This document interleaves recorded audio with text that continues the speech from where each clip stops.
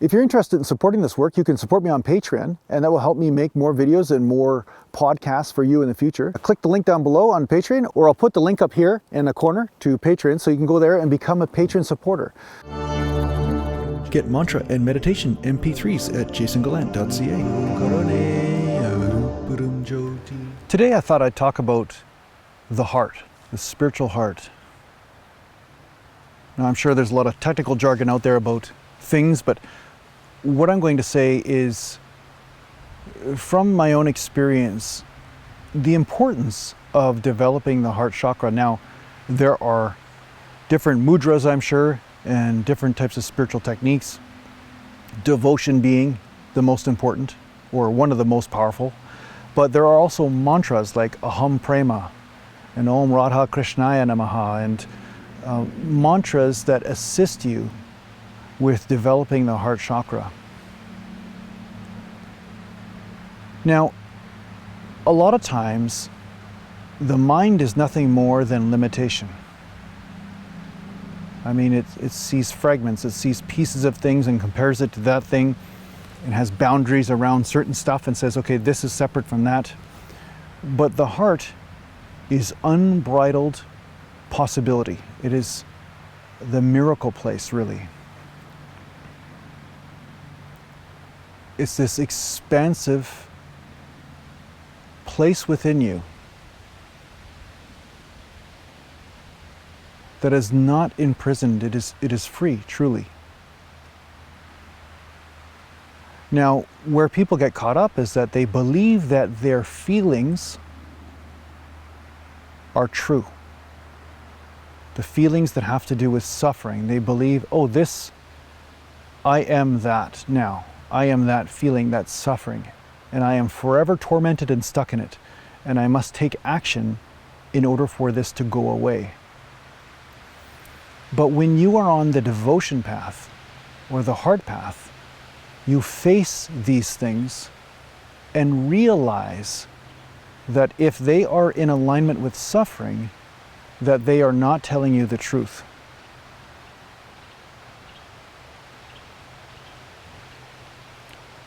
In order for this to happen, though, you must let go of your stories and your ideas that your mind is coming up with to say, oh, this is why that suffering is there. Again, I'm speaking from a satsang point of view here. I'm speaking from a meditation place point of view. I'm speaking from when you are safe and you're in your home and you're just dwelling on stuff.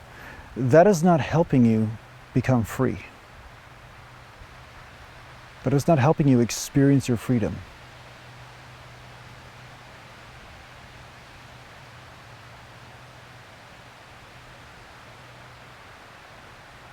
You have to be as honest and as authentic as you can in any one moment.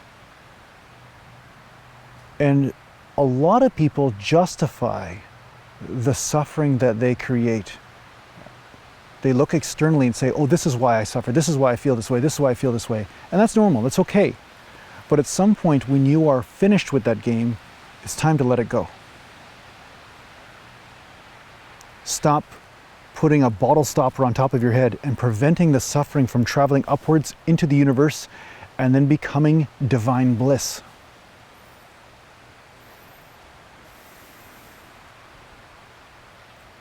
This is where humility is concerned. Let go of being right when all you are right about is your suffering. That's where a spiritual aspirant must go if they wish to evolve.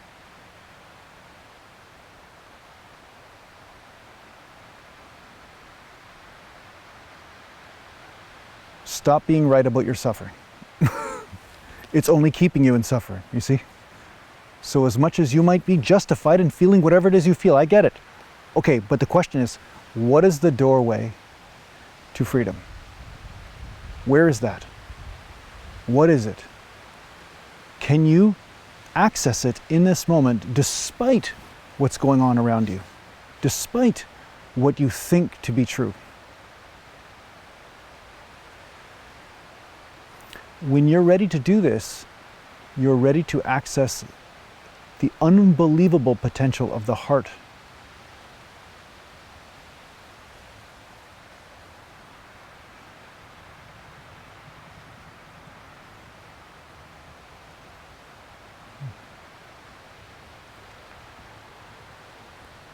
You see, the heart expands. All the spiritual circles, people talk about heart expansion, heart expansion, heart expansion. What is that? The doorway between you and your expansion is acceptance. Acceptance of what is here. No matter what that suffering is that you're carrying, accept it and be with it, and no longer place a story upon it. Just let it be whatever it is and trust.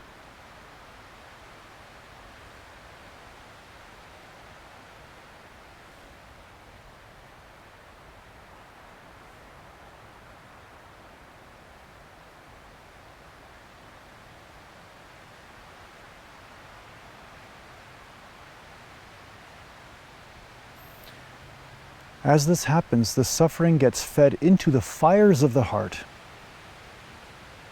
It becomes a fuel.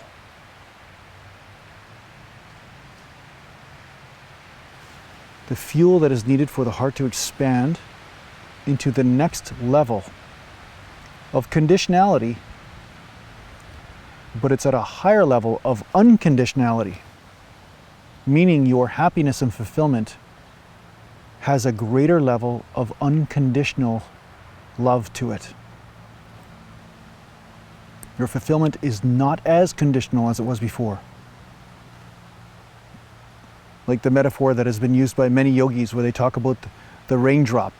The raindrop is very susceptible to the forces of nature. A little bit of wind blows the drop this way or that way. But when that drop expands enough and becomes part of the ocean is not quite so timid. Small little gust of wind and the ocean is still there. Doesn't get blown away. This is really what you're expanding into, a greater level of unconditionality. And this is accomplished through the heart.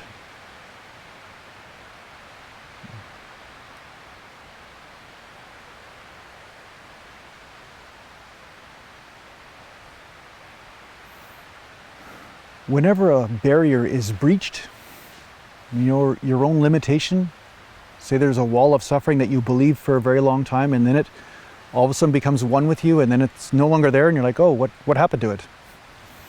You'll see another stage to your life happen. Greater potential for passion, creativity, connection. All of these things start to come through. And normal obstacles that you had in your life before, all of a sudden, don't feel quite so much like obstacles anymore. And if they are perceived as obstacles, they're perceived as smaller ones. They're not quite as large or world-ending like they were before.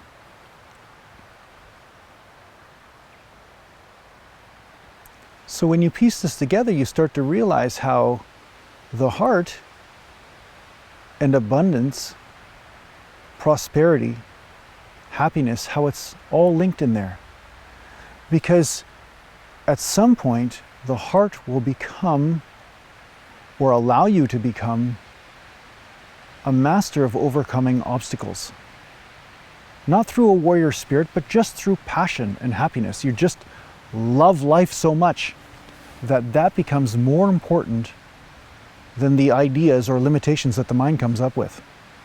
It's like you switch engines from the mind, which knows nothing but separation and limitation, to the heart, which just knows potential and possibility.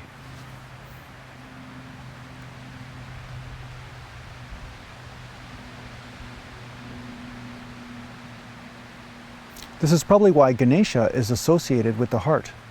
And Ganesha in the Hindu pantheon is known as the breaker of obstacles. Ganesha just smashes those obstacles, but also Ganesha, if you look at Ganesha, the elephant-headed deity, he's very cuddly. It's like he's a teddy bear. It's very heart-centered. So this is how they are linked.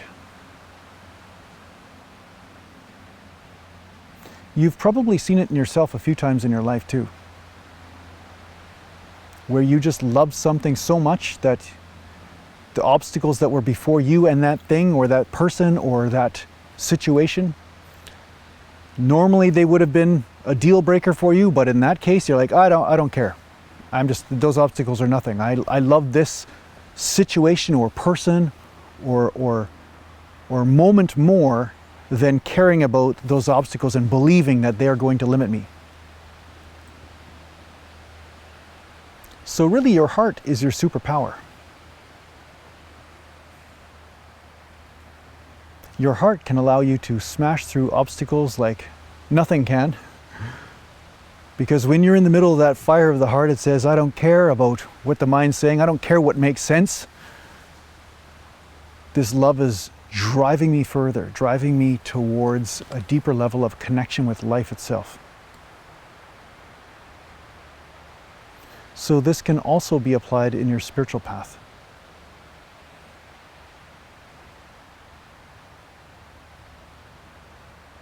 The most powerful devotion is to your enlightenment process itself,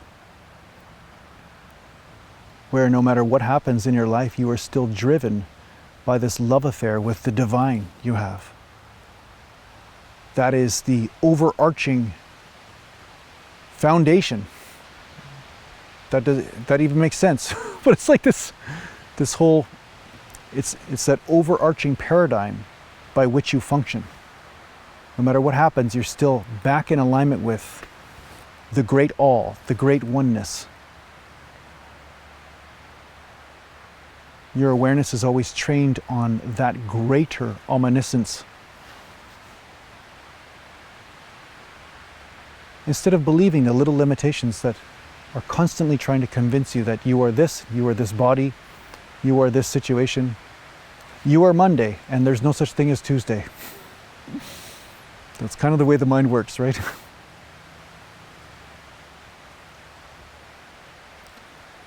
So dare to be, dare to experience the heart, and trust in that expansion.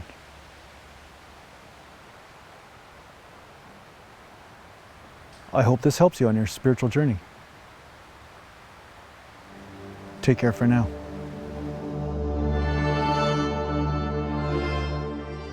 Are you interested in working with a spiritual teacher in a formal setting? Well, perhaps the Wisdom Life School is for you. If you're interested in checking out what the Wisdom Life School is all about, just go to aratima.com.